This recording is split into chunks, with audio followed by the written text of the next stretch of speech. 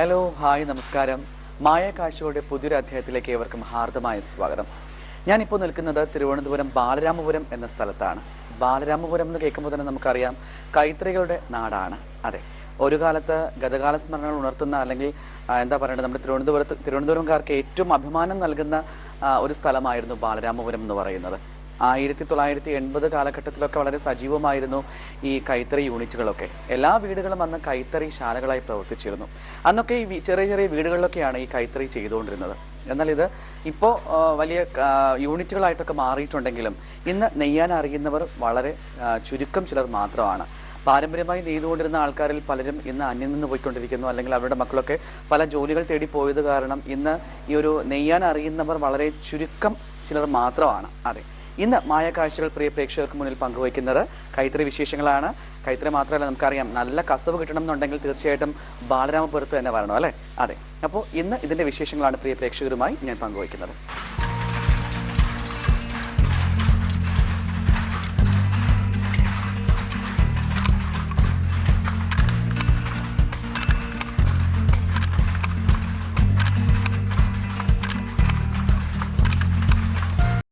പള്ളിച്ചൽ കൈത്തറി വ്യവസായ സഹകരണ സംഘ യൂണിറ്റിന്റെ സെക്രട്ടറിയാണ് നമ്മോടൊപ്പം ചേരുന്നത്, ശ്രീ ജയൻ. അപ്പോൾ ഇതേക്കുറിച്ച് കൂടുതൽ കാര്യങ്ങൾ നമുക്ക് അദ്ദേഹത്തോട് ചോദിച്ച് മനസ്സിലാക്കാം. നമസ്കാരം ചേട്ടാ. നമസ്കാരം. പള്ളിച്ചൽ കൈത്തറി വ്യവസായ യൂണിറ്റിന്റെ സെക്രട്ടറിയാണ് അല്ലേ? സെക്രട്ടറിയാണ്. ഇത് ഏത് വർഷമാണ് പ്രവർത്തനം ആരംഭിക്കുന്നത്? 1980. 1980കളിലാണ് പ്രവർത്തനം അല്ലേ? അന്ന് വളരെ സജീവമായിരുന്നോ ഇവിടെ? അന്ന് എത്ര തൊഴിലാളികളുമായിട്ടാണ് തുടങ്ങിയത്? അന്ന് ആദ്യം തുടങ്ങിയത് 25 തൊഴിലാളികളായിട്ട് തുടങ്ങിയത്. 25. പിന്നീടത് 500 തൊഴിലാളികളുടെ ആയി, 500 വരെ ആയി. ഇപ്പോഴേ ഏകദേശം 600-ൽ കൂടുതൽ നെയ്യുന്ന മെമ്പർമാരുണ്ട് ഇവിടെ. അതിലിപ്പോൾ വളരെ ചുരുക്കമാണ്. പലർക്കും ഇത് നെയ്യാൻ അറിയില്ല അല്ലേ? ഇപ്പോൾ നെയ്യാനറിയാം. ഈ നെയ്ത്ത് മേഖല കൊണ്ട് ജീവിക്കാൻ പറ്റാതായതുകൊണ്ട് അവർ വേറെ മേഖല നേരിട്ടു. ഒരുപാട് നെയ്ത്തുകാരുണ്ടായിരുന്നു. ഈ കുറച്ചു കാലം ഇതിനിടയ്ക്ക് നെയ്ത്തൊക്കെ വളരെ കുറവായിരുന്നു. അപ്പോഴാണ് ഈ സ്കൂൾ യൂണിഫോം വരുന്നത്, സർക്കാരിൻ്റെ ഇടതുപക്ഷ സർക്കാർ വന്നപ്പോൾ സ്കൂൾ യൂണിഫോം വരുന്നത്. ആ സ്കൂൾ യൂണിഫോമിൻ്റെ ഭാഗമായി ഈ പോയ നെയ്ത്തുകാരെല്ലാം ഏകദേശം വന്നു. അപ്പോൾ ഇവിടെ തന്നെ ഏകദേശം ഇതിനകത്ത് തന്നെ ഏകദേശം 50 തറികളിൽ കൂടുതൽ വർക്കുണ്ടായിരുന്നു. വീടുകളിലും ഒരുപാട് വർക്കുണ്ട്. ഇപ്പോഴിതിനകത്ത് 30-35 തറിയുണ്ട് ഇതിനകത്ത്, ഈ ഷെഡിനകത്ത്. വീടുകളിൽ തന്നെ 10-50 തറികളുണ്ട്. വീടുകളിൽ ഓരോ കുഴിത്തറികളായിട്ടുള്ളത്. ഈ വേതനം കുറയുന്നതാണ് പ്രധാനമായിട്ടും. വേതനം കുറയുന്നത് പറഞ്ഞാൽ ഇന്നത്തെ സാധന വിലയും മറ്റു കാരണങ്ങളും കൊണ്ട് ആൾക്കാർക്ക് ജീവിക്കാൻ പറ്റാതായിപ്പോയി. അതിൻ്റെ ബുദ്ധിമുട്ടുകൊണ്ടാണ് ഓരോരുത്തരും വേറെ മേഖല തേടി പോകുന്നത്. ഈ യൂണിറ്റിൽ നമുക്ക് കുഴിത്തറിയും കാണാൻ പറ്റും, അതുപോലെ സ്റ്റാൻഡ് തറി അല്ലേ? അതെ, രണ്ടുമാണ് ഇപ്പോൾ ചെയ്യുന്നത്. സ്റ്റാൻഡ് തറിയിൽ കൂടുതലും ചെയ്യുന്ന സ്കൂൾ യൂണിഫോംസ് ഒക്കെയാണ്. School uniform. കുഴിത്തറിയിൽ എന്താണ് പ്രധാനമായിട്ടും ചെയ്യുന്നത്? കുഴിത്തറിയിൽ നേരത്തെ നമ്മൾ ചെയ്ത സാരി ഉണ്ടായിരുന്നു. ജക്കാർഡ് ഡോബി സാരിയൊക്കെ വെച്ച് ചെയ്തിട്ടുണ്ടായിരുന്നു. നമ്മളെ ഈ സ്ഥാപനത്തിന് കേന്ദ്ര ഗവൺമെൻറ്, സംസ്ഥാന ഗവൺമെൻറ്റിൻ്റെയും കേന്ദ്ര സർക്കാരിൻ്റെയും അവാർഡ് കിട്ടിയിട്ടുണ്ട്. നെയ്ത്തുകാരന് സാരി നെയ്ത് കൊടുത്തത് 99-2000 കാലഘട്ടത്തിൽ ഇവർ സർക്കാർ ഒരു മത്സര പരിപാടിയൊക്കെ വെച്ചിരുന്നുണ്ട്. ഈ സ്ഥാപനത്തിന് 3 പേരുണ്ടായിരുന്നു. 3 പേരിൽ ഒരാളിന് ഫസ്റ്റ് പ്രൈസും വേറൊരാളിന് തേർഡ് പ്രൈസും കിട്ടി. സ്റ്റേറ്റ് ലെവലിൽ. ആ സ്ഥാനം തന്നെ നമ്മൾ സെൻട്രൽ ഗവൺമെൻറ് അയച്ചു. സെൻട്രൽ ഗവൺമെൻറ് ഇതിൽ ഫസ്റ്റ് പ്രൈസ് കിട്ടി. അങ്ങനെയൊക്കെ എല്ലാം കിട്ടിയിട്ടുണ്ട്. സദാനന്ദൻ എന്ന് പറയും, നേരത്തെ ഡോക്യുമെൻ്ററിയൊക്കെ ചെയ്തിട്ടുള്ളതാണ്. സാരി ചെയ്തതാണ്. അതായത് 78 ദിവസം എടുത്താണ് ഒരു സാരി ചെയ്തത്. 78 ദിവസം. വളരെ ബുദ്ധിമുട്ടിയാണ് ഒരു സാരി ചെയ്തത്. അങ്ങനെ 2 സാരി ചെയ്ത് കൊടുത്തു.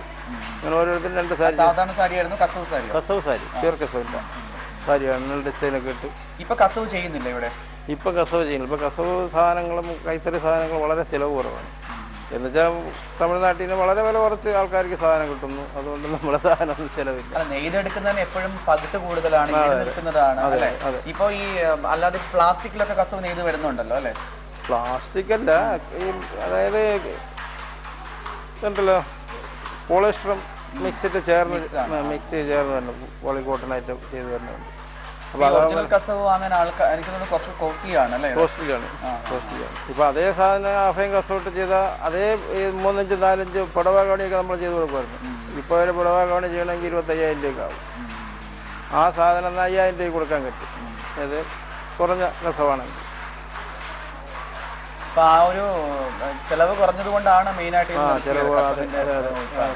ഉൽപ്പാദനം കുറവ്, ചിലവ് കുറവാണ്. ചിലവ് കുറഞ്ഞതുകൊണ്ട് തന്നെയാണ്. ഇപ്പോൾ സ്കൂൾ യൂണിഫോമാണ് കൂടുതൽ ചെയ്യുന്നത്. ഇവിടെയുള്ള കുഴിത്തറിയുണ്ട്. ഇപ്പോൾ ഇവിടെ ഒരു തറിയുണ്ട്, മുണ്ട് നെയ്യുന്ന ഒരു തറിയുണ്ട്. ഒരു മുണ്ടൊക്കെ നെയ്തെടുക്കാനായിട്ട് എത്ര ദിവസം എടുക്കും മിനിമം? ഒരു ദിവസം മതി. നല്ല നെയ്യുന്നവരാണ് 2 മുണ്ട് നെയ്യും. അവർക്ക് വേതനം നെയ്യുന്നതിനനുസരിച്ചിട്ടാണോ കൂലി കൊടുക്കുന്നത്? അതെ അതെ. ഒരു മുണ്ടിന് ഇത്രയാണ്. ഒരു മുണ്ടിന് എത്ര, അതിൻ്റെ ബോണസ് എല്ലാം കൂടെ കൊടുക്കും. എല്ലാം കൂടെ അവർക്ക് ഒരു 300 രൂപയ്ക്കകത്തുള്ള വേതനം കിട്ടുള്ളൂ. അപ്പോൾ അതുകൊണ്ടൊന്നും ജീവിക്കാൻ പറ്റാത്ത അവസ്ഥയിലായി. ഇതാണെങ്കിൽ ഇപ്പം സ്കൂൾ യൂണിഫോം ആണെങ്കിൽ ഇപ്പം 55 രൂപ ഉണ്ട്. 55 രൂപയിൽ 52 രൂപ 84 പൈസ അവർക്ക് കൂലിയായിട്ടും മറ്റേ CTF മറ്റേ ത്രിഫ്റ്റായിട്ടല്ലാതെ അതിൻ്റെ ബാക്കി പൈസ എടുക്കും. പിന്നെ സർക്കാരിന് ഒരു മാസം 150 മീറ്റർ നെയ്യുന്നവർക്ക് അവർക്ക് ഇൻസെൻറ്റീവ് കൊടുക്കാൻ, പ്രൊഡക്ഷൻ ഇൻസെൻറ്റീവ് നമ്മൾ കൊടുക്കാറുണ്ടായിരുന്നു. അത് ആദ്യത്തെ ഒരു വർഷം കിട്ടിയത് തന്നെ, പിന്നെ അത് കിട്ടിയില്ല. അതിൽ ഒരുപാട് പൈസ കിട്ടാറുണ്ട്. അങ്ങനെ ഒരു 42,000 രൂപ വാങ്ങിച്ച ആൾക്കാരുടെ അതിനകത്തുണ്ടായിരുന്നു നല്ലതായിട്ട് നീങ്ങുന്നത്. ഈ മെഷീനൊക്കെ കടന്നു വന്നപ്പോൾ എനിക്ക് തോന്നുന്നു ഇത്തരത്തിലുള്ള കറികളൊക്കെ അന്യം നിന്ന് പോകുന്ന ഒരു അവസ്ഥയിലേക്ക് എത്തിയിട്ടുണ്ടല്ലേ? ഒരുപാട് പേരുടെ ജോലി, ഉപജീവന മാർഗം കൂടി നഷ്ടപ്പെടുന്ന ഒരു ഇതുകൊണ്ട് ഒരുപാട് ആൾക്കാർ ജീവിക്കുന്നതന്നെ. ഇപ്പം ഈ ഇരിക്കുന്ന കുടുംബങ്ങൾ ഏകദേശം ഒരുപാട് കുടുംബങ്ങൾ അതുകൊണ്ട് ജീവിക്കുന്നതാണ്. അത് പോയിട്ട് ചിലർക്കൊന്നും ഭർത്താവില്ല, മറ്റ് മാർഗങ്ങളില്ല, അങ്ങനെ വന്നിരുന്ന് ജോലി ചെയ്യുന്ന ഒരുപാടുണ്ട്. അപ്പോൾ അവർക്ക് സ്ഥിരമായിട്ട് തൊഴിൽ കൊടുക്കാനും അവർക്ക് അതിൻ്റെ കൂലി കിട്ടാനും കഴിയാതെ വരുമ്പോഴും അവരതൊക്കെ വെച്ചിട്ട് വേറെ തൊഴിലുറപ്പിനും കൂടെ ഒക്കെ പോയൊക്കെയാണ് അവരുടെ ജീവിതങ്ങൾ കഴിഞ്ഞുകൊണ്ടത്. നമുക്കൊന്നും പറയാനില്ല, കാരണം അവരുടെ ജീവിതമാണല്ലോ, അവർ ജീവിക്കണമല്ലോ. അതുകൊണ്ടാണ് എനിക്ക് തോന്നുന്നു കുറച്ച് നാളോട് കഴിഞ്ഞ് കഴിഞ്ഞാൽ നമുക്ക് ഇത്തരത്തിലുള്ള തറികളും അല്ലെങ്കിൽ ഇത്തരത്തിലുള്ള നെയ്ത്തുശാലകളൊന്നും കാണാൻ സാധിക്കാത്തൊരു അവസ്ഥയിലേക്ക് വരുന്നത്. ഇത് സ്റ്റാൻഡ് തറി അല്ലെ? സ്റ്റാൻഡ് വെച്ച് ചെയ്യുന്നതുകൊണ്ടാണ് ഇതിനെ സ്റ്റാൻഡ് തറി എന്ന് പറയുന്നത്. ഓക്കെ. ഇതിലിപ്പോൾ പ്രധാനമായിട്ടും സ്കൂൾ യൂണിഫോംസ് ആണ്. സ്കൂൾ യൂണിഫോമിൻ്റെ ഷർട്ടിങ്ങാണ് ചെയ്തുകൊണ്ടിരുന്നത്. ഷർട്ട് ഇപ്പോൾ അത് മാറ്റിയത് ഷൂട്ടിങ് ആക്കി. ഓ ശരി. ഷൂട്ടിങ് ആക്കി. തറികളെല്ലാം വലുതാക്കണം, അതിൻ്റെ പണികളെല്ലാം ചെയ്ത് ഇപ്പോൾ ഈ സ്റ്റാൻഡ് തറികളിലെല്ലാം ഷൂട്ടിങ് ആക്കി. ഉഷ എന്നാണ് അവരുടെ പേര്. എത്ര കാലമായിട്ട്? 25 വർഷത്തിൽ കൂടുതലായി ഇവിടെ. ഓ ശരി. തുടക്കകാലം മുതലേ ഇവിടുത്തെ അംഗമാണ് അല്ലേ? തുടക്കമല്ല, അവരിടയ്ക്ക് വന്നതാണ്. നമ്മൾ 80കളിലാണ് സ്റ്റാർട്ടിങ് തുടങ്ങുന്നത്.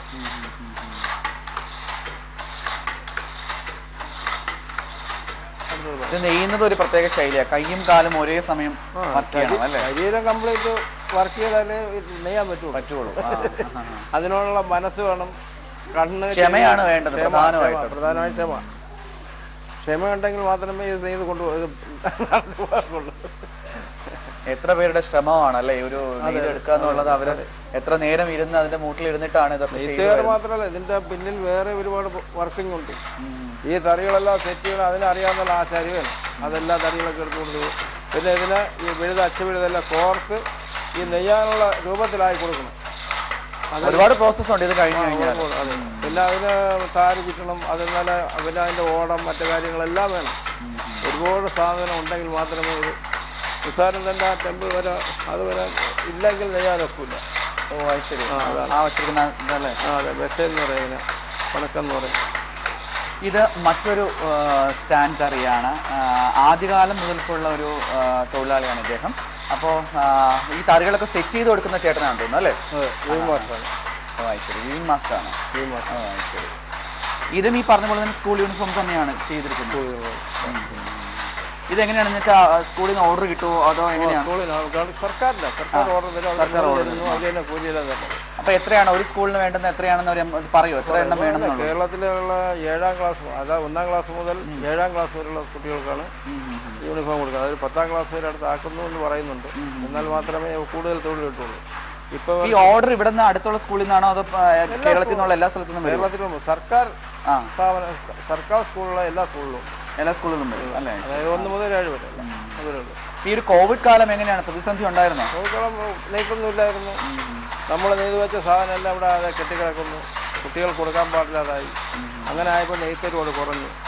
മാസത്തിൽ 18 കിലോ നൂല് തന്നുകൊണ്ടിരുന്നത് 12 കിലോ ആയി. അത് 12 കിലോ എന്ന് പറയുന്നത് ഇപ്പം 3 മാസം 4 മാസം ഒക്കെ തരാറുള്ളൂ. അപ്പോൾ ഈ 2 മാസം 3 മാസം നെയ്യാതെ നിൽക്കുന്നു. അങ്ങനെയുള്ള ബുദ്ധിമുട്ടുകളുണ്ട്.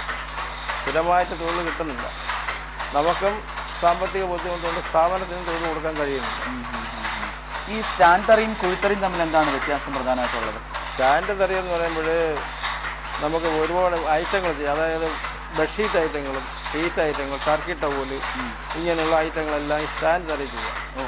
കുഴിത്തറിയിലെന്ന് പറഞ്ഞാൽ ഇത് ഷർട്ടിങ് നെയ്യാം എങ്കിലും മുണ്ട് ഐറ്റങ്ങൾ, സെറ്റ് മുണ്ട്, സാരീസ്, ഇങ്ങനെയുള്ള ഐറ്റങ്ങളെല്ലാം കുഴിത്തറികളുണ്ട്. അതിനുള്ള സജ്ജീകരണം അതിലുണ്ട്.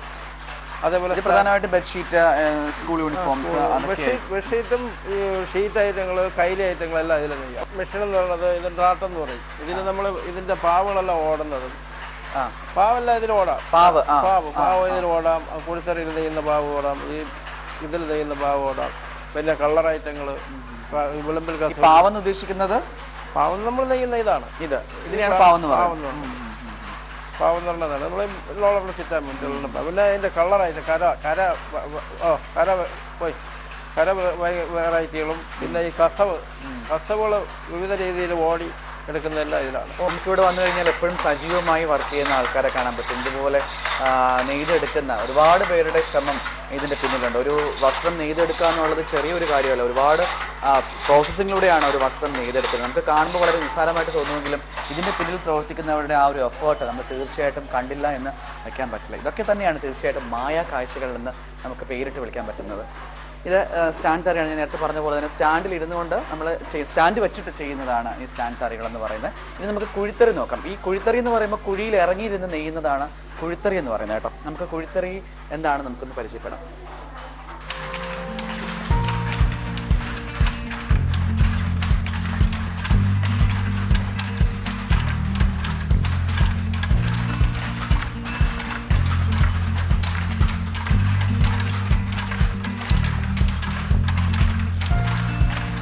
ഈ കാണുന്നതാണ് കുഴിത്തറികൾ എന്ന് പറയുന്നത്. കുഴിയിലേക്ക് ഇറങ്ങിയിരുന്നാണ് അവർ ഇത് നെയ്തെടുക്കുന്നത്.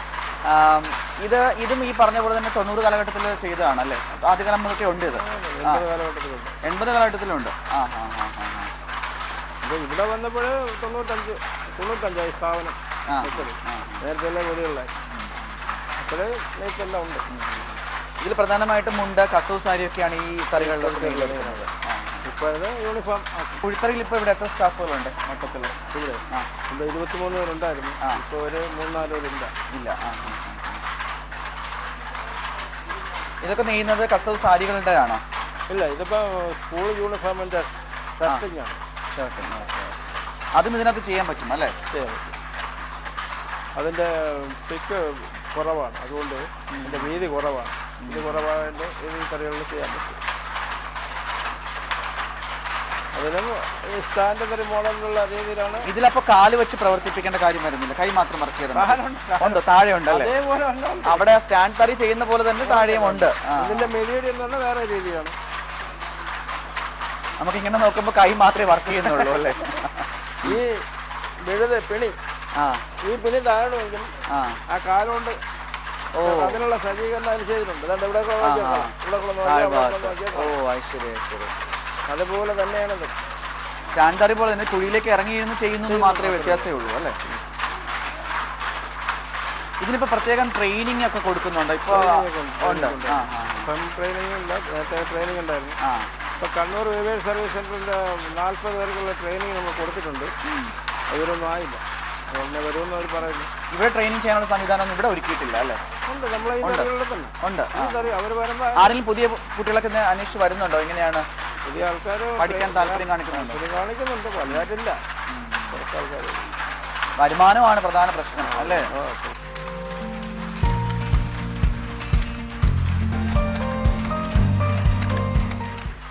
അപ്പോൾ നമുക്ക് ഇവിടുത്തെ 1-2 തൊഴിലാളികളെ പരിചയപ്പെട്ടാലോ? അതെ, തൊഴിലാളികളാണല്ലോ ഈ ഒരു കൈത്തറി വ്യവസായത്തിൻ്റെ നട്ടെല്ലെന്ന് പറയുന്നത്. അവരുടെ ഒരു ശ്രമഫലം, അവരുടെ ആ ഒരു വിയർപ്പാണ് തീർച്ചയായിട്ടും നമ്മൾ മുണ്ടായിട്ടും സാരിയായിട്ടും ഷർട്ടായിട്ടും ഒക്കെ ഉപയോഗിക്കുന്നത്. അവരെ ഓർക്കാറ് നമുക്ക് എന്താണ് മായക്കാഴ്ചകളിൽ പുതുതായി പറയാനുള്ളത്? അപ്പോൾ അവരുടെ കുറച്ച് വിശേഷങ്ങൾ നമുക്കറിയാം.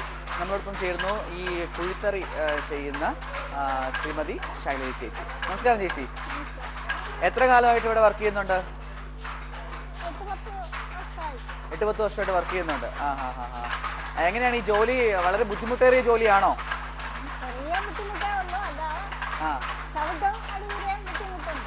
ഒരേ സമയം കൈയും കാലും വർക്ക് ചെയ്യണമല്ലോ. അപ്പൊ അതുകൊണ്ട് എന്തെങ്കിലും ബുദ്ധിമുട്ട് തോന്നിയിട്ടുണ്ടോ? ഇല്ല, ശീലമായി. വീട്ടിൽ ആരെങ്കിലും നെയ്ത്തുകാരുണ്ടോ? അങ്ങനെ കണ്ടു പഠിച്ചതാണോ നെയ്യാനൊക്കെ? ശരി. ഇപ്പൊ ഇവിടെ നെയ്തോണ്ടിരിക്കുന്നത് ഇപ്പൊ മുണ്ടാണോ നെയ്യുന്നത്? ഷർട്ട് പീസുകളാണ് അല്ലേ? ആ, ഒരു ദിവസം എത്ര എണ്ണം നെയ്യാൻ പറ്റും? 5-6 എണ്ണം നെയ്യും. ആ ഹാ ഹാ. എങ്ങനെയാണ് ജീവിച്ചു പോകാനുള്ള വരുമാനം കിട്ടുന്നുണ്ടോ ഇതിൽ നിന്ന്?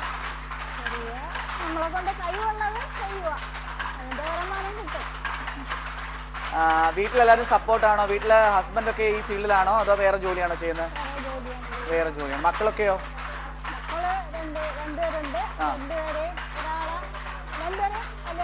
പെൺകുട്ടികളാ അല്ലേ? ആ ഹാ. അവർക്ക് ആർക്കും ഇതിനോട് വലിയ ഇൻട്രസ്റ്റ് ഒന്നും തോന്നിയിട്ടില്ല?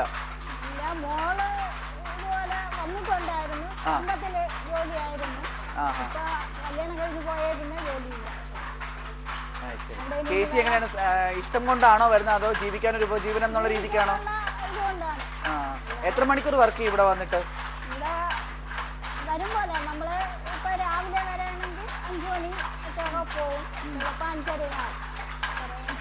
ഇവിടെ വർക്ക് ചെയ്യുന്ന നല്ലൊരു അന്തരീക്ഷം തന്നെയാണ്. എല്ലാം നല്ല ഫ്രണ്ട്ലി ആയിട്ടുള്ള ആൾക്കാരാണ്. കൂടെ വർക്ക് ചെയ്യുന്നവരൊക്കെ നല്ല സൗഹൃദം തന്നെയാണ് അല്ലേ?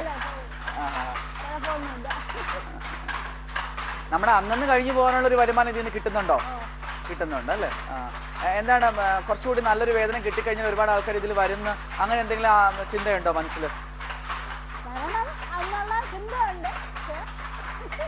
ഇപ്പൊ നെയ്യാൻ അറിയുന്നവർ വളരെ കുറച്ചേ ഉള്ളൂ അല്ലേ?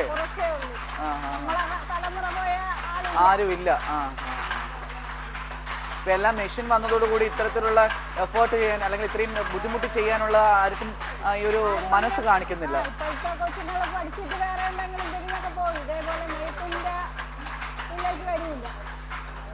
ഇതിന് പ്രധാനമായിട്ടും വേണ്ടത് ക്ഷമയാണ് അല്ലേ?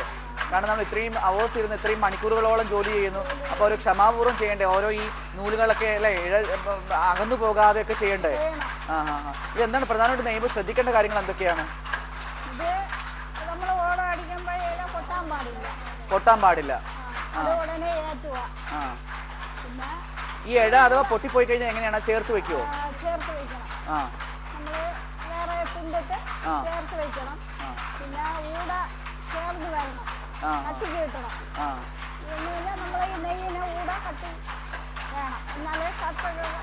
വളരെ ശ്രദ്ധിച്ച് ചെയ്യേണ്ടുന്ന ഒരു കാര്യമാണല്ലേ?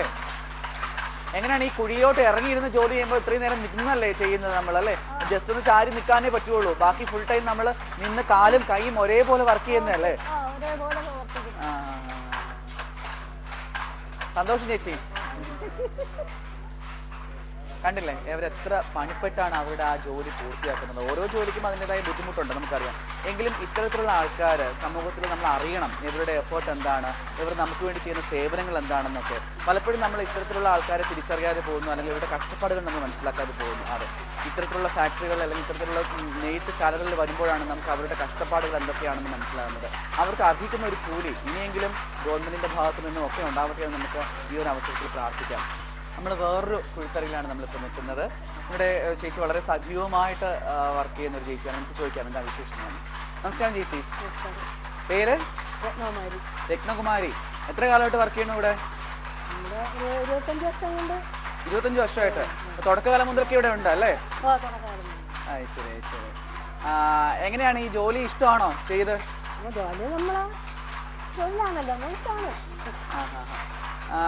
വീട്ടിലെല്ലാവരും എങ്ങനെയാണ് ഇതിനോട് അനുകൂലിക്കുന്ന ആൾക്കാർ തന്നെയാണോ? ഹസ്ബൻഡും മക്കളും ഒക്കെ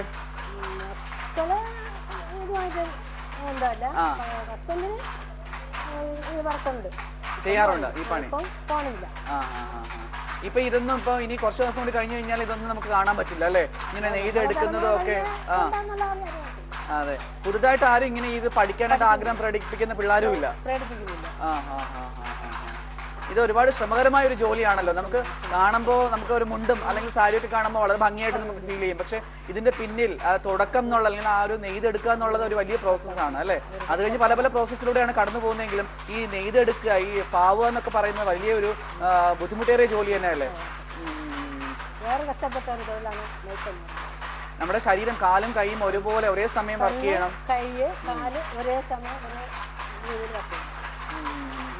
ഇതിപ്പോ നെയ്തുകൊണ്ടിരിക്കുന്നത് എന്താണ്? മുണ്ടാണോ? സ്കൂൾ യൂണിഫോം ആണ് അല്ലേ? ഇത് ഈ ഇടയ്ക്ക് വന്നതാണ് ഇത് നെയ്യാൻ? അത് ആദ്യകാലം മുതൽ ഇതൊക്കെ ചെയ്യുമായിരുന്നു? ചേച്ചി എന്തൊക്കെയാണ് മെയിനായിട്ട് നെയ്തുകൊണ്ടിരുന്നത്? 5 വർഷം ഇത് വന്നിട്ട് 5 വർഷം 5 വർഷമാവുന്നു. പ്രധാനമായിട്ടും എല്ലാം നെയ്യോ? ഷർട്ട് പീസ്, മുണ്ട്. മുണ്ടൊക്കെ ഇപ്പം നെയ്യാൻ കണ്ണിൻ്റെ കാഴ്ചയൊക്കെ ആ, അല്പം നോക്കത്തില്ല. സാരി നെയ്യുമായിരുന്നോ? സാരി നെയ്യാൻ ഇല്ല. ആ, ഇതിന് ഓരോന്നിനും ഓരോരോ രീതിയാണോ നെയ്തെടുക്കുന്നതിന്? ആ, ആ, ആ. ഇതിന്റെ പ്രത്യേകത എന്താ വെച്ചാൽ ഇപ്പോൾ ഷർട്ട് പീസ് നെയ്യുമ്പോൾ എന്താണ് ഈ നൂലുകളൊക്കെ എങ്ങനെയാണ്? ഇഴകളുടെ അടുപ്പം കൂട്ടണോ? എങ്ങനെയാണത്? മുണ്ടിൻ്റെ അത്ര അടുപ്പം ഉണ്ടാവില്ല. ആ, ആ, ആ. എത്ര ദിവസം എടുക്കും ഒരു ഷർട്ടൊക്കെ നെയ്തെടുക്കാനായിട്ട്? പീസ് നെയ്യാൻ ഒരു ഷർട്ടിൻ്റെ അങ്ങനെയല്ല, നമ്മൾ ഒരാഴ്ചയൊക്കെ ആകുമ്പോൾ ഒരു 30 മീറ്റർ 30 മീറ്റർ ഒരു പീസായിട്ടാണ് നടക്കുന്നത്. ആ, ആ, ആ, ആ. തിങ്കൾ മുതൽ ശനി വരെയും വരുമോ ജോലി ചെയ്യാനായിട്ട്? വൈകുന്നേരം 5 മണി വരെ ജോലി ചെയ്യും അല്ലേ? തുടക്ക സമയത്ത് എത്രയായിരുന്നു വേതനം ഒക്കെ? 25 വർഷം മുന്നേ? 25 വർഷത്തിന് മുന്നേ ഉണ്ടായിരുന്നു. 5 വർഷമായുള്ളൂ. ആ, അന്ന് വേതനമൊക്കെ നല്ല ഉണ്ടായിരുന്നോ? നന്നായിട്ടുണ്ടായിരുന്നോ? തുടക്കത്തിലാണ് മുമ്പ് വേതനം ഉണ്ടായിരുന്നത്. അതെ. അപ്പോഴൊക്കെ വേതനം കുറവായിരുന്നു. അന്ന് ഒരു ദിവസം എത്രയായിരുന്നു കൂലിയൊക്കെ? നമ്മളൊക്കെ വരുന്ന സമയത്ത് ഒരു 15-15 ഒക്കെ അന്നൊരു മുണ്ടിനുള്ളൂ. ആ, ആ, ആ. അന്ന് അതുകൊണ്ട് ജീവിക്കാൻ പറ്റുമായിരുന്നു എന്ന് തോന്നുന്നു അന്നത്തെ കാലഘട്ടത്തിൽ അല്ലേ? കാലഘട്ടത്തിൽ അതൊക്കെ മതിയാണ്. അന്നത്തെ സാധനങ്ങൾ വില കുറവുണ്ട്. അങ്ങനെയൊന്നുമല്ല. ഇന്ന് ഒരു ദിവസം നെയ്ത് കഴിഞ്ഞാൽ എത്ര കിട്ടും? ഒരു ദിവസം വൈകുന്നേരം ആകുമ്പോൾ 250 രൂപ. 250 രൂപ കിട്ടും. ആ, അത്യാവശ്യം നമ്മുടെ പോക്കറ്റ് മണി പോലെ അത്യാവശ്യ കാര്യങ്ങളൊക്കെ ഓടിച്ചു പോവാം അല്ലേ? ആ, എന്താണ് ഒരു മാറ്റം വേണം, വേതനം കുറച്ചുകൂടി ഒക്കെ കൂട്ടി തരണം എന്നൊക്കെ ആഗ്രഹമില്ലേ? ആഗ്രഹമുണ്ട്, കിട്ടണ്ടേ, സർക്കാർ തരണ്ടേ. അപ്പോൾ നമ്മളിന്ന് ഇവിടെ കണ്ടത് സ്റ്റാൻഡ് തറി കണ്ടു. സ്റ്റാൻഡ് കൊണ്ട് നെയ്യുന്ന തറി കണ്ടു. അതുപോലെ കുഴിത്തറി, കുഴിയിലേക്ക് ഇറങ്ങിയിരുന്ന് നെയ്തെടുക്കുന്ന കുഴിത്തറി കണ്ടു. എത്ര ശ്രമകരമാണ് അല്ലേ? നമുക്കിത് കാണുമ്പോൾ മനസ്സിലാവും അവരെത്ര ബുദ്ധിമുട്ടിയാണ് ഓരോ മുണ്ടും അതുപോലെ തന്നെ ഓരോ ഷർട്ട് പീസും ഒക്കെ അവർ നെയ്തെടുക്കുന്നത്. അതിൻ്റെ അവരുടെ ആ ഒരു കഷ്ടപ്പാട് നമ്മളെല്ലാവരും അറിഞ്ഞിരിക്കണം. ഇത്തരത്തിലുള്ള ഇതിനെ നമുക്കൊരു കല എന്ന് തന്നെ വിശേഷിപ്പിക്കാം. കാരണം അത്രയേറെ ക്ഷമയോടുകൂടി ചെയ്യേണ്ടുന്ന ഒരു പ്രോസസ്സാണ്. ഓരോ നൂലും പൊട്ടിപ്പോകാതെ അത് കൃത്യമായിട്ട് ചേർത്ത് വെച്ച് നെയ്തെടുക്കുക എന്നുള്ളത് വളരെ ബുദ്ധിമുട്ടേറിയ ഒരു പ്രോസസ്സാണ്. അപ്പോൾ ഇന്ന് നമ്മൾ കുഴിത്തറിയും അതുപോലെ സ്റ്റാൻഡ് തറിയും കുറിച്ച് പരിചയപ്പെട്ടു. ഇനി നമുക്ക് മെഷീനിലൂടെ എങ്ങനെയാണ് ഇതൊക്കെ നിർമ്മിച്ചു വരുന്നത് നമുക്കൊന്ന് പരിചയപ്പെടാം. ഇത് വളരെ ബുദ്ധിമുട്ടേറിയതാണെങ്കിൽ മെഷീൻ എന്ത് ചെയ്യും? വളരെ എളുപ്പത്തിലായിരിക്കും കാര്യങ്ങൾ ഹാൻഡിൽ ചെയ്യുന്നത് അല്ലേ? നമുക്ക് അതോടെ ഒന്ന് പരിചയപ്പെടാം. മെഷീൻ കൊണ്ടുവന്ന് പ്രവർത്തിക്കുമ്പോൾ ഈ കാണുന്നത് വൈൻഡിങ് മെഷീനാണ്. ഒരു കാലത്ത് ഗാന്ധിജി ചർക്കയൊക്കെ ഉപയോഗിച്ചിരുന്ന നൂൽനൂൽക്ക് നമ്മൾ കണ്ടിട്ടുണ്ടല്ലോ. അതിൻ്റെ പല വകഭേദങ്ങൾ വന്നു. ഇപ്പോൾ ലേറ്റസ്റ്റ് ആയിട്ട് വന്നിരിക്കുന്ന ഒരു വേർഷനാണ് ഈ കാണുന്ന വൈൻഡിങ് മെഷീൻ. അപ്പോൾ ഇതെന്താണെന്ന് നമുക്ക് നോക്കി മനസ്സിലാക്കാം. ചേട്ടാ, പേര്? എൻ്റെ പേര് സുധാകരൻ. സുധാകരൻ ഇവിടുത്തെ കാര്യങ്ങളൊക്കെ നോക്കുന്ന ആളാണ് അല്ലേ? കാര്യങ്ങളൊക്കെ നോക്കുന്ന ആളാണ്. പിന്നെ ഇതിനൊരു ക്വാളിഫിക്കേഷൻ ഉണ്ട്. ഇതിൻ്റെ എല്ലാം അറിഞ്ഞിരിക്കണമെങ്കിൽ നമുക്ക് ഇന്ത്യയിൽ തന്നെ ഒരു 3 ഇൻസ്റ്റിറ്റ്യൂട്ട് ഉണ്ട്. ഒന്ന് സേലത്താണ്, പിന്നെ കേരള ഗവൺമെൻറ്റിൻ്റെ ഒരു ഇൻസ്റ്റിറ്റ്യൂട്ട് ഉണ്ട്, അത് കണ്ണൂരാണ്.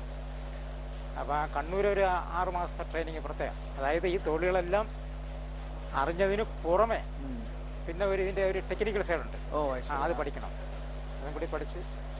ഞാനൊരു കൈത്തറിയിൽ ഒരു 20 വർഷം വർക്ക് ചെയ്തത്. ശരി. അത് കഴിഞ്ഞിട്ടാണ് പിന്നെ ഇങ്ങോട്ട് പെൻഷൻ ആയതുകൊണ്ടാണ് ഇങ്ങോട്ട് വന്നത്. എങ്ങനെയാണ് അതും ഇതും തമ്മിലുള്ള ഒരു വ്യത്യാസം നോക്കുകയാണെങ്കിൽ ഇതാണോ എളുപ്പം അതാണോ എളുപ്പം? ഇല്ല, എളുപ്പം ഇതാണ്.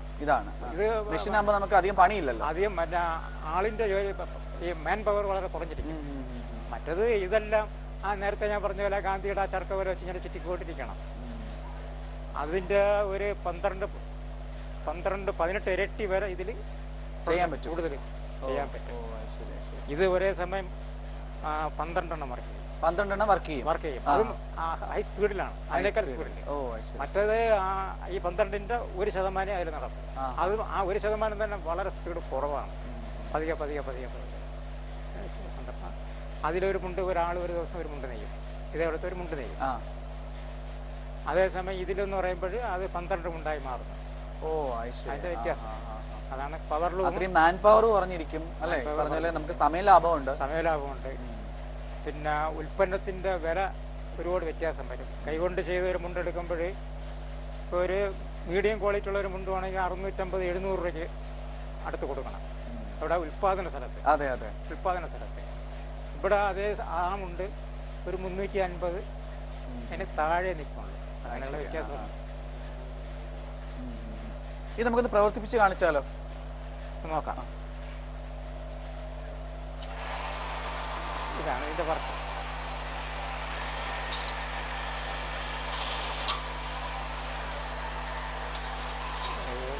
നൂലെടുത്ത് വിട്ടാലേ പോകും. അപ്പം നൂല് ചുറ്റിയിരിക്കുന്നതാണ് ഇത് പോകുന്നത് അല്ലേ? ആ, അതുകൊണ്ട് അതിൽ നിന്ന് ഇങ്ങനെ വന്ന് ചുറ്റിയെടുക്കണം. ഇതിൽ നിന്ന് നൂല് ഇതിലേക്ക് കണക്ട് അതെ, ഇത് ഓട്ടോമാറ്റിക്കലാണ്. ഇത് നമ്മളൊന്നും ചെയ്യണ്ട. ഇത് ഫില്ലാവുമ്പോൾ ഇത് തനിയെ താഴെ വീഴും. തനിയെ താഴെ വരും. അടുത്ത ഇതെടുത്ത് ഇതിനകത്ത് അത് തനിയെ കൊടുത്തോളൂ. ഓ ശരി. കൊടുത്ത് അത് തന്നെ നമ്മുടെ ജോലി എന്ന് പറയുമ്പോൾ ഇവിടെ പൊട്ടയാണെങ്കിൽ അതിനെടുത്ത് കൊടുക്കുക. എന്നാലും ഒരാൾ കൂടെ ഉണ്ടാവണം ഈ മെഷീൻ. ഒരാളുണ്ടാവും. ഇത് എന്തായാലും പൊട്ടുമാകും. 8 മണിക്ക് ഓപ്പൺ ചെയ്യും. വൈകുന്നേരം വരെ ഉണ്ടാവും. വൈകുന്നേരം നേരത്തെ ഈ കോവിഡിന് മുമ്പൊക്കെ ഒരു 2 ഷിഫ്റ്റ് കോവിഡായിരുന്നു. അപ്പോൾ അടക്കി നിർത്തില്ല, ഓടിക്കൊണ്ടിരിക്കും. ഒരു ഷിഫ്റ്റ് 6 മണിക്ക് നിർത്തും. അപ്പം മിനിമം ഒരു ദിവസം എത്ര ഇതുവരെ ഇതിനെടുക്കാൻ പറ്റും? ഒരു ദിവസം ചുറ്റിയാൽ ഒരു 200 മുണ്ടിന് മേളിൽ ഇതിൽ നിന്ന് കിട്ടും. 200 മുണ്ടിന് മേലെ കിട്ടും. മേലെ ഇതിൽ നിന്ന് ചുറ്റിയെടുക്കാൻ പറ്റും. ഇവിടെ ഇപ്പോൾ എത്ര തൊഴിലാളികൾ വർക്ക് ചെയ്യുന്നുണ്ട്? ഇപ്പോൾ ഇവിടെ 40ഓളം തൊഴിലാളി. 40-ന് മേലെ. നമ്മളെ നേരത്തെ പറഞ്ഞ ശർക്കര ഒരു മോഡിഫിക്കേഷനാണിത്.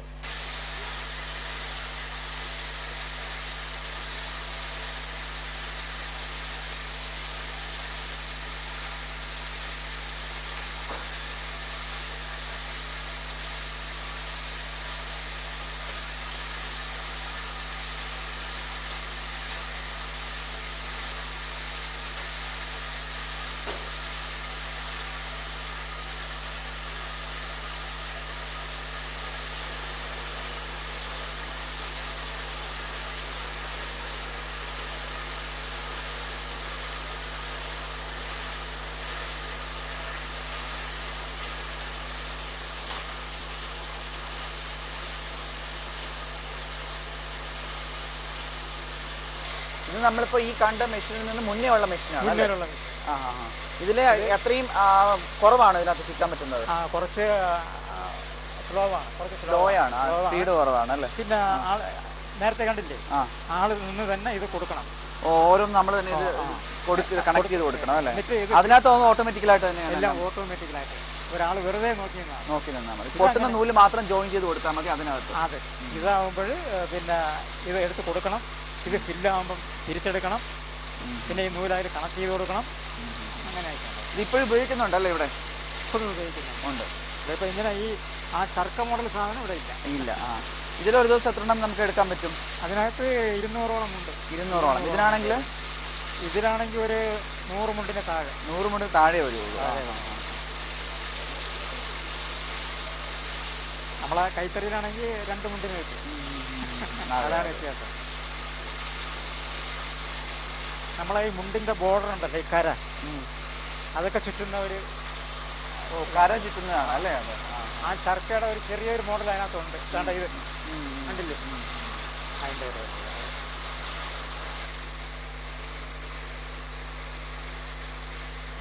നമ്മളിപ്പോ അവിടെ കണ്ട ആ താര് അല്ലെ, അതിന് താരെന്നല്ലേ പറയുന്നത്? ആ താരിനെ നമ്മൾ എന്ത് ചെയ്യും? ബോയിൽ ചെയ്യും അല്ലേ? ആ താരിനെ ബോയിൽ ചെയ്യും. അത് ആ ബോയിൽ ചെയ്യുന്ന മെഷീൻ അതാണ്. ഇതും ബോയിൽ ചെയ്യും. അതായത് ഇതിന്റെ കളർ ഫിക്സ് ആയിരിക്കാൻ വേണ്ടി. പിന്നെ ഈ ഉപഭോക്താവ് കൊണ്ട് ഭാഷ്യം ചെയ്യുമ്പോൾ ചിലപ്പോൾ കളർ പോവാതിരിക്കാൻ വേണ്ടി ഇതിനെയും ബോയിൽ ചെയ്യും. ബോയിൽ ചെയ്യുമ്പോൾ ഇതിന്റെ ബലം കൂടും, കളർ ഫിക്സ് ആവും. അങ്ങനെ ഇത് ഈട് നിൽക്കും. കുറച്ചുകൂടി ക്വാളിറ്റി നന്നായിരിക്കും. ഇതെല്ലാം ഈ കാണുന്നത് കരയാണോ? കരയുടെ ഇതാണ് ഈ കാണുന്നത് കരക്കുള്ള നൂലാണ്. ഇത് ബോയിൽ ചെയ്ത് ഉണക്കാനിട്ടിരിക്കുകയാണ് അല്ലേ? ഇതിപ്പം ബോയിൽ ചെയ്ത് ഉണക്കാനിട്ടിരിക്കുകയാണ്. പിന്നെ എല്ലാം ബോയിൽ ചെയ്യില്ല, ചില നൂല് സാധാരണ കളർ ചേർന്ന് വരുന്ന കാര്യങ്ങൾ മാത്രമേ ഇതുപോലെ ബോയിൽ ചെയ്യേണ്ട ആവശ്യം വരുന്നുള്ളൂ. ഇതും ബോയിൽ ചെയ്യും. നമ്മുടെ അവിടെ കണ്ട അതും ബോയിൽ ചെയ്യും. ബോയിലിംഗ് മെഷീനാണ് അതാ. ബോയിലർ അത്. പിന്നെ എല്ലാം ബോയിൽ ചെയ്താണ് അടുത്ത പ്രോസസ്സിലേക്ക് പോകുന്നത് അല്ലേ? അതെ, ബോയിൽ ചെയ്യണം. ബോയിൽ ചെയ്തില്ലെങ്കിൽ ഈ പഞ്ഞി അങ്ങനെ തന്നെ ഇരിക്കും. അപ്പൊ നമ്മളിപ്പോ ഒരു മുണ്ട് പിന്നെ നനച്ച പിന്നെ നനയില്ല ഒരിക്കലും. അത് നല്ല വാഷായി വരും. ഈ വെള്ളം പിടിക്കണമെങ്കിൽ, തുണിയിൽ വെള്ളം പിടിക്കണമെങ്കിൽ നമ്മൾ ഈ പഞ്ഞിയെ ബോയിൽ ചെയ്തെടുക്കണം. അത് ശരി. ബോയിൽ ചെയ്ത് അത് എത്ര 12 മണിക്കൂർ വരെ 100 ഡിഗ്രിക്ക് മുകളിൽ ചൂട് നിർത്തി 12 മണിക്കൂർ വരെ ഈ നൂലിനെ ബോയിൽ ചെയ്യണം. എന്നാലും അത് ശരിക്കും നമുക്ക് ഉപയോഗിക്കാനും പിന്നെ ഈ വാങ്ങുന്ന ആളിനെ ഉപയോഗിക്കാനും പറ്റുമോ? ഇത് എത്ര നാൾ ഉണക്കിയിടണം? ഇങ്ങനെ നല്ലോണം ഉണങ്ങണോ ഇത്? ഇത് ഒരു നാൾ കൊണ്ട് ഉണങ്ങി വരും. ഒരു നാൾ കൊണ്ട് ഉണങ്ങി വരും. നല്ല വെയിലൊക്കെ ആണെങ്കിൽ ഒരു നാൾ കൊണ്ട്. ഇത് കഴിഞ്ഞിട്ടാണ് കരയായിട്ട് ചേർക്കുന്നത് അല്ലേ? ഇത് കഴിഞ്ഞിട്ടാണ് കരയായിട്ട് ചേർക്കുന്നത്. ബോയിൽ ചെയ്ത് ഉണക്കിയെടുക്കുന്ന നൂലാണ് ഇവിടെ വരുന്നത് അല്ലേ? ഇവിടെ വരും. ഇത് കരയായിട്ട് നമ്മൾ ഉപയോഗിക്കാം. മുണ്ടിന്റെ ഒക്കെ കര മുണ്ടിന്റെ കരയ്ക്ക് വേണ്ടി. അത് ഉണങ്ങിക്കഴിഞ്ഞാൽ ബോയിൽ ചെയ്ത നൂല് ഉണങ്ങിക്കഴിഞ്ഞതിന് ശേഷം ഈ ചർക്ക തന്നെയാണ് ഇതിനകത്ത് പറയുന്നത്. അല്ല, ഇതും ബൈൻഡിങ് മെഷീനാണ്. ബൈൻഡിങ് മെഷീനാണ്. അതിന്റെ വേറൊരു വകഭേദം. ഇതും ബൈൻഡിങ് മെഷീനാണ്. ഇതിങ്ങനെ ഓരോ നൂലായിട്ട് ബൈൻഡ് ചെയ്യും. ബൈൻഡ് ചെയ്തിട്ട് നമുക്കിപ്പോൾ കരയ്ക്ക് എത്ര നൂല് വേണമെന്ന് നോക്കാം. അതായത് 200 നൂല് വയ്ക്കും, 140 നൂല് വയ്ക്കും. 140 നൂലെന്ന് പറഞ്ഞത് 1 ഇഞ്ച്, 200 നൂലെന്ന് പറഞ്ഞത് 1.5 ഇഞ്ച്. അപ്പോൾ 200 നൂലാണ് ആവശ്യമെങ്കിൽ ഇതേപോലത്തെ 200 ബോബിൻ അടുത്ത സെഷനിലേക്ക് കൊണ്ടുവരണം. നമ്മൾ അടുത്ത് കാണാൻ പോകുന്ന അടുത്ത സെഷനിൽ ഈ 200 എണ്ണം കൊണ്ട് എല്ലാം ഫിറ്റ് ചെയ്തിട്ട് അതിനെ ബോബിനാക്കി എടുക്കും. ഒരു പ്രത്യേക ബോബിനാക്കി എടുത്ത് നേരെ തറയിൽ വെച്ച് കട്ട് ചെയ്യും. കാരണം അവിടുത്തെ നൂലെല്ലാം തീർന്നു.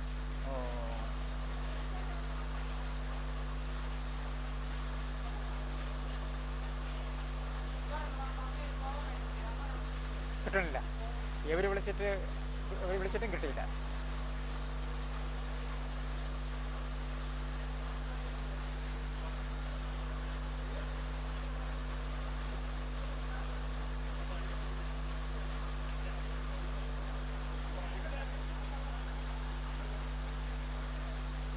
ഇത് വേറൊരു ബോബിൻ അല്ലേ? നമുക്ക് ആ ചുറ്റി വരുന്ന നൂല് ഇതിനകത്താണ് വരുന്നത്. അതെ, ചുറ്റി വരുന്ന നൂല് ഇതിനകത്ത് വരും. ഇതിനകത്ത് വന്നിട്ട് ഇത് ഇങ്ങനെ ബോബിനാക്കി വരും. ഇനി അടുത്ത് വേറൊരു കളറാണ്. വേറൊരു കളർ. ആ കളറെല്ലാം അവിടെ കൊണ്ടുവന്ന് ജോയിൻ ചെയ്യും. ഈ നൂല് ജോയിൻ ചെയ്യും. എന്നിട്ട് ഇതിനെ പിടിച്ചാൽ മതി. അടുത്ത കളറിന് പോകും. ശരി. അപ്പൊ അടുത്ത ബോബിനായി.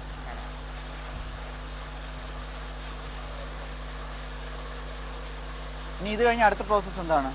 ഇനി നമുക്ക് തറയിലേക്ക് പോകാം. തറയിലേക്ക്.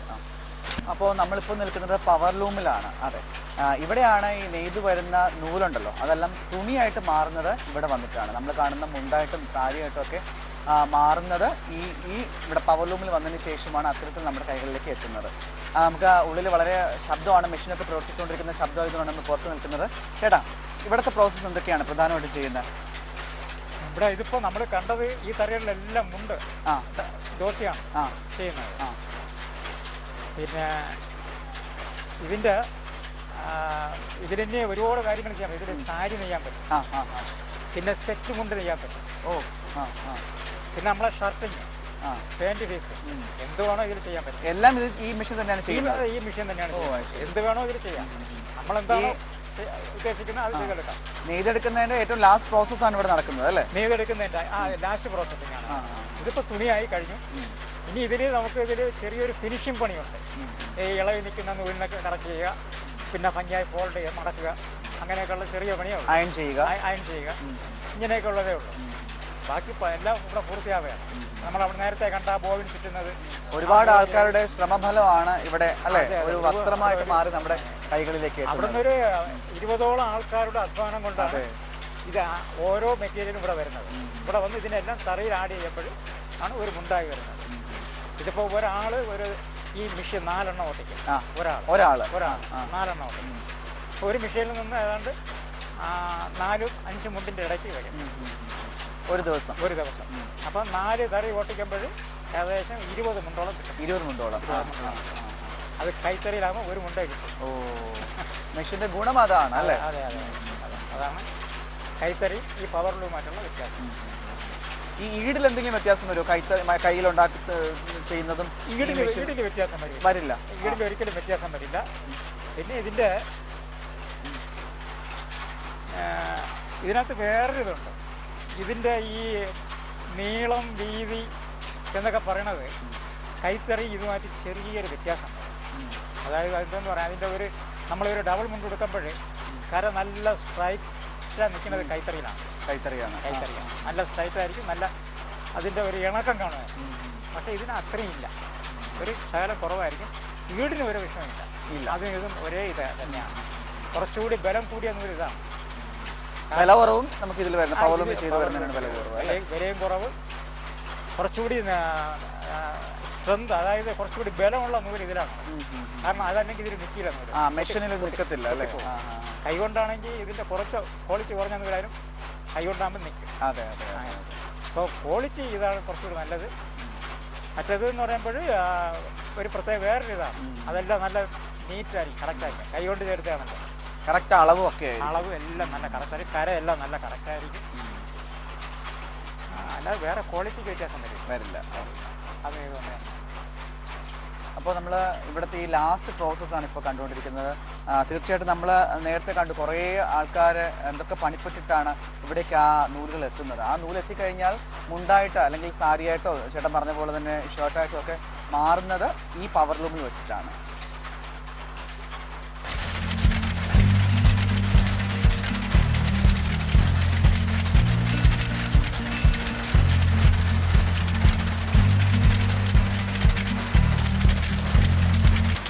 വിജയ പവർ ലൂം വ്യവസായ സഹകരണ സംഘത്തിന്റെ സെക്രട്ടറിയാണ് നമ്മളൊപ്പം ചേരുന്നത്. ചേട്ടന്റെ പേര്? മനോഹരൻ. മനോഹരൻ. എത്ര കാലമായി ഈ ഒരു സ്ഥാപനം? 20 വർഷം കഴിഞ്ഞു. 20 വർഷം കഴിഞ്ഞു. എങ്ങനെയാണ് കച്ചവടമൊക്കെ? ഇപ്പൊ കോവിഡ് കാലമൊക്കെ വന്നപ്പോൾ ഒരുപാട് പ്രതിസന്ധി ഉണ്ടായിട്ടുണ്ടോ? പ്രതിസന്ധി ഉണ്ടായി. അപ്പോൾ ഇവിടെ എല്ലാവർക്കും കോവിഡൊക്കെ വന്നു. നമുക്കത് നിർത്തിവെക്കേണ്ടി വന്നു ഒരു 2-3 മാസം. അപ്പൊ തൊഴിലാളികൾക്കൊക്കെ എങ്ങനെയായിരുന്നു? അവർക്ക് എന്തെങ്കിലും ഇൻസെന്റീവോ എന്തെങ്കിലും കൊടുത്തിരുന്നോ? അല്ല, നമ്മൾ സ്ഥാപനമായിട്ട് കുറെ ചെറിയ ചെറിയ ഇൻസെന്റീവ് കൊടുത്തിട്ടുണ്ടായിരുന്നു. എത്ര തൊഴിലാളികളാണ് ഇപ്പൊ ഇവിടെ വർക്ക് ചെയ്യുന്നത്? ഇപ്പൊ ഇവിടെ 10-25 പേരുണ്ട്. 25-30 പേരുണ്ട്. പല പ്രോസസ്സിംഗ് ആണല്ലോ നടക്കുന്നത് അല്ലെ? ഓരോ സെക്ഷനാണ് നമ്മളിപ്പോ കണ്ടു. നൂൽ നൂൽക്കുന്നതും അതുപോലെ തന്നെ നമ്മുടെ നൂല് വേവിക്കുന്നതും ഒക്കെ നമ്മൾ കണ്ടു. ഇതിന്റെ മേൽനോട്ടം എന്നുള്ള നിലയിൽ എന്തെങ്കിലും ബുദ്ധിമുട്ടുകൾ അല്ലെങ്കിൽ ഇവിടെ ഈ വേതനം സംബന്ധിച്ച് എന്തെങ്കിലും ബുദ്ധിമുട്ടുകൾ തൊഴിലാളികൾ പറഞ്ഞ് എന്തെങ്കിലും പ്രശ്നങ്ങൾ ഉണ്ടായിട്ടുണ്ടോ? അങ്ങനെ ഉണ്ടായിട്ടില്ല. ഇല്ല. അതെ അതെ, എല്ലാവരുമായിട്ട് നമ്മൾ യോജിച്ച് തന്നെയാണ് പോകുന്നത്. എന്തെങ്കിലും ബുദ്ധിമുട്ടുകൾ വരുമ്പോൾ അതിൻ്റെതായ രീതിയിലുള്ള മാറ്റങ്ങൾ വരുത്തി നമ്മൾ മുന്നോട്ട് പോകും. അങ്ങനെ പ്രശ്നങ്ങളൊന്നും ഇതുവരെ ഉണ്ടായിട്ടില്ല. ഈ വർഷം തോറും അവർക്ക് അവരുടെ റെമ്യൂണറേഷൻ കൂട്ടി കൊടുക്കുമോ? എങ്ങനെയാണ് അത്? നമ്മുടെ ഈ മാർക്കറ്റിങ്ങിൽ വരുന്ന വ്യത്യാസം അനുസരിച്ച്, മുണ്ടിന് വില കൂടുന്നതനുസരിച്ചാണ്. അപ്പോൾ ഇപ്പോൾ ഈ അടുത്ത കാലത്തായിട്ട് വില കൂടുന്നില്ല. കാരണം മെറ്റീരിയലിന്റെ വിലയാണ് കൂടുന്നത്. ഈ മെറ്റീരിയൽ എല്ലാം പുറത്തുനിന്നാണല്ലോ എല്ലാം പുറത്തു. വാങ്ങുന്നതിൽ നിങ്ങൾക്ക് ഈ പറഞ്ഞ പോലെ കൂടുതൽ എമൗണ്ട് കൊടുക്കേണ്ടി വരുന്നു. അപ്പോൾ കുറേ നഷ്ടം നമുക്ക് സംഭവിക്കുന്നുണ്ട്.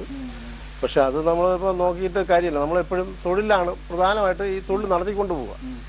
ലാഭം നമ്മൾ നോക്കുന്നില്ല. ലാഭം നോക്കിയാൽ സ്ഥാപനം നന്നു പോകും. അപ്പോൾ അതുകൊണ്ട് നമ്മൾ ചെയ്യുന്നത്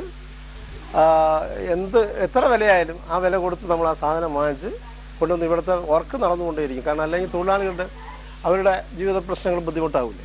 അപ്പോൾ അവരത് അറിയിക്കാതെ തന്നെ നമ്മളിത് മെയിൻറ്റെയിൻ ചെയ്ത് കൊണ്ടുപോകും. ഇപ്പം ഈ ഓർഡർ എടുത്തിട്ടാണോ ചെയ്യുന്നത്? ഇപ്പം എങ്ങനെയാണ്? ബൾക്കായിട്ട് ഓർഡർ വരുമോ? എങ്ങനെയാണ് നിങ്ങളിത് ഇപ്പോൾ ഒരു മാസം ഇത്ര ഉൽപ്പാദനം എന്നുള്ള രീതിക്കാണോ ചെയ്യുന്നത്? നമുക്ക് നമ്മളെ ഇന്ന് സാധനം വാങ്ങുന്ന ഹോൾസെയിലായിട്ടുള്ള ഡീലർമാർ ഒരു 3-4 പേരുണ്ട് സ്ഥിരമായിട്ട്. അപ്പോൾ അവർ തന്നെയാണ് നമ്മൾ പ്രോഡക്റ്റുകൾ എടുക്കുക. അവർക്ക് പറയുന്ന ഐറ്റങ്ങൾ നമ്മൾ കൃത്യസമയങ്ങളിൽ അത് ചെയ്ത് കൊടുക്കുന്നു. അവർ പറയുന്ന സ്ഥലത്ത് നമ്മൾ എത്തിക്കുന്നു. അത് കൃത്യമായി നടക്കുന്നു. എന്തെങ്കിലും പ്രധാനമായിട്ടുള്ള മാറ്റങ്ങൾ വരണം ഈ ഒരു കൈത്തറി മേഖലയിൽ അല്ലെങ്കിൽ പവർ ലൂം മേഖലയിലൊക്കെ ഒരു കാര്യമായ മാറ്റം വരണം എന്ന് എന്തെങ്കിലും ആശയങ്ങളുള്ളിൽ? മാറ്റം വരാൻ ഈ കേരളത്തിൽ ഒരു മാറ്റവും വരാൻ സാധ്യതയില്ല. കാരണം ഈ നൂല് പ്രോസസ്സിങ് ചെയ്യുന്ന, അതായത് കളർ ചെയ്യുന്നതിനോ തുണി കളർ ചെയ്യാനുള്ള ഒരു സംവിധാനം ഒന്നും കേരളത്തിലില്ല. എല്ലാം തമിഴ്നാട്ടിൽ തന്നെ, അന്യ സംസ്ഥാനങ്ങളെ നമ്മൾ ആശ്രയിക്കണം. അതൊരു ഭയങ്കര വിഷയമാണ്. ഇവിടെ കൈത്തറിക്ക് വേണ്ടി, ടെക്സ്റ്റൈലിലേക്ക് വേണ്ടി, ഇതിൻ്റെ ഉന്നമനത്തിന് വേണ്ടി ഒരുപാട് ഫണ്ട് ഗവൺമെൻറ് വിനിയോഗിക്കുന്നുണ്ട്. പക്ഷെ ഈ കാര്യങ്ങളൊന്നും നടക്കുന്നില്ല. ഈ തുണിയൊന്ന് കളർ ചെയ്യണമെന്ന് വെച്ചാൽ ഇവിടെ ആ സംവിധാനം ഇല്ല. ഈ നൂല് കളർ ചെയ്യാൻ ഇവിടെ സംവിധാനം ഇല്ല. എല്ലാം കളറിങ് ഉൾപ്പെടെ എല്ലാം പുറത്തുനിന്നാണ്, എല്ലാം സ്റ്റേറ്റിന് പുറത്താണ്. കേരളത്തിൽ ആ സംവിധാനമൊന്നുമില്ല. അതുപോലെ പവർ ലൂമും ഇവിടെ വളരെ കുറവാണ്. ഈ പവർ ലൂം മേഖല തന്നെ വളരെ കുറച്ച് സ്ഥലങ്ങളിലേ ഉള്ളൂ. ഉള്ളത് തന്നെ നശിച്ച് പോയിക്കൊണ്ടിരിക്കുകയാണ്. കാരണം ഈ റാ മെറ്റീരിയൽസിൻ്റെ വില ഇങ്ങനെ കുതിച്ച് പോയിക്കൊണ്ടിരിക്കുമ്പോൾ ഇത് ഡിമായി പോകും. അപ്പം നമ്മളെ സംബന്ധിച്ചിടത്തോളം നമ്മൾ കുറേ തൊഴിലാളികളും നമ്മളെല്ലാവരും ഞാനിവിടുത്തെ ഒരു തൊഴിലാളിയാണ് യഥാർത്ഥത്തിൽ. ഞങ്ങളെല്ലാവരും കൂടെ ചേർന്ന് ഓരോ യൂണിറ്റ് നടത്തിക്കൊണ്ട് പോകുമ്പോൾ അവർക്ക് ഈ പറഞ്ഞ പോലെ കുറേ പേർക്ക് ഒരു സഹായമാണ്, അവർക്ക് ജീവിതം ഉപാധിയാണ് അല്ലേ? അവരുടെ ജീവിത പ്രശ്നങ്ങൾ ഈ പറഞ്ഞ പോലെ ഇതിൽ ഇവിടെ വരുമ്പോൾ കുറച്ച് കാശെങ്കിൽ അത്രയും അവരുടെ കാര്യങ്ങളൊക്കെ നടന്നു പോകുമല്ലോ. എന്നാലും മാറ്റം അനിവാര്യമാണ്. അത്തരത്തിലൊരു മാറ്റം തീർച്ചയായിട്ടും നമുക്കും ഗവൺമെന്റിന്റെ ഭാഗത്തുനിന്ന് പ്രതീക്ഷിക്കാം അല്ലേ? പ്രതീക്ഷിക്കാം. പവർ ലൂമിൽ നമ്മൾ നെയ്ത് വരുന്ന ഈ മുണ്ടുകളാണ് ഇവിടെ കിടക്കുന്നത്. ഇത് ഏകദേശം ഇത് കട്ട് ചെയ്തിട്ടില്ല. ഒരു 20ഓളം മുണ്ട് ഒരു പീസിൽ നിന്ന് നമുക്ക് കിട്ടും. ഇത് കട്ട് ചെയ്യാതെ കിടക്കുന്നതാണ് ഈ കാണുന്നത് അല്ലേ? ഒരു പീസ് എന്ന് പറഞ്ഞാൽ ഇത്രയാണ്. ഒരു പീസ് ഇത്രയും വരും. ഇതില് ഏകദേശം 20ഓളം മുണ്ടോളം.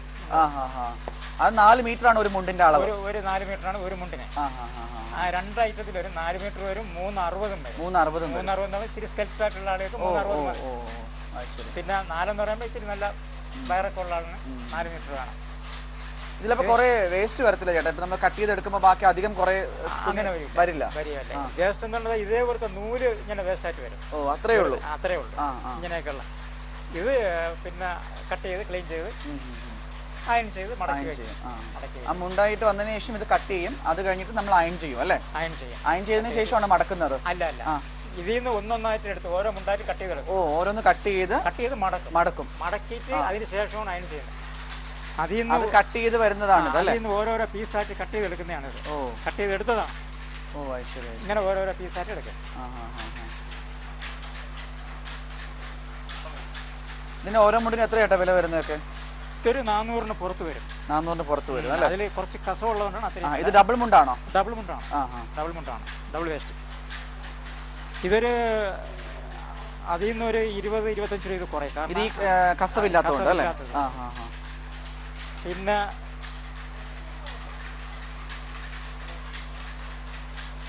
ഈ ടൈപ്പൊക്കെ ആണെങ്കിൽ ഒരു 300 പുറത്തേ ഉള്ളൂ. 300. ഈ കളർ എന്നുള്ളത് വലിയൊരു ഇതാണല്ലേ? കളർ പോവാണ്ടിരിക്കാനായിട്ട് ഈ പറഞ്ഞ പോലെ നമ്മൾ കണ്ടതുപോലെ ഈ ബോയിൽ ചെയ്ത് എടുക്കുക എന്നുള്ളത് അല്ലേ? ഇത് ഇതുപോലെ തന്നെ നിൽക്കും ഈ കളറൊക്കെ അല്ലേ? ഫെയ്ഡ് കളർ പോകത്തേ ഇല്ല.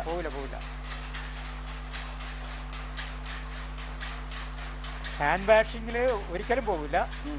പിന്നെ ചില കളറുകളുണ്ട് ബ്ലീച്ചിങ് പൗഡർ തട്ടുകയാണെങ്കിൽ പോകും. ശരി. അങ്ങനത്തെ കളറുണ്ട്. മുണ്ടും നേരിതൊക്കെ ചെയ്യുന്നുണ്ടോ ഇവിടെ? മുണ്ട് മാത്രമേ ഉള്ളൂ.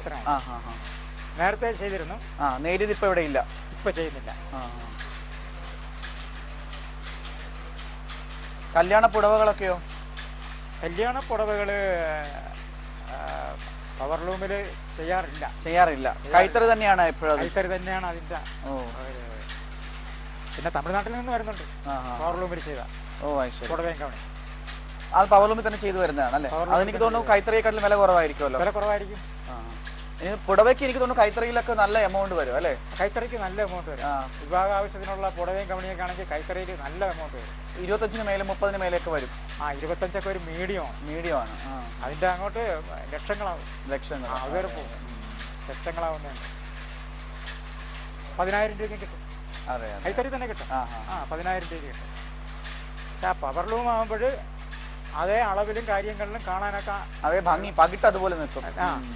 അല്ല അങ്ങനെ അത് കൈത്തറിയെ പോലെ നിലനിർത്തിക്കൊണ്ട് പവർ ലൂമിലാണെങ്കിൽ ഒരു 3,500-4,000 രൂപയ്ക്ക് നല്ല കിട്ടും. നല്ല പുടവ. നമ്മൾ കാണുന്ന അയൺ ചെയ്യുന്ന പ്രോസസ്സാണ് കേട്ടോ. നമ്മൾ സാധാരണ ഡ്രസ്സ് അയൺ ചെയ്യുന്ന മാതിരിയല്ല ഇത്. കുറച്ച് ഡിഫിക്കൽട്ടാണ് അല്ലേ ഇത് അയൺ ചെയ്തെടുക്കാനായിട്ട്? കരയെല്ലാം നിവർത്തി എങ്ങനെയാ കറക്റ്റായിട്ട് വരണമല്ലോ അല്ലേ?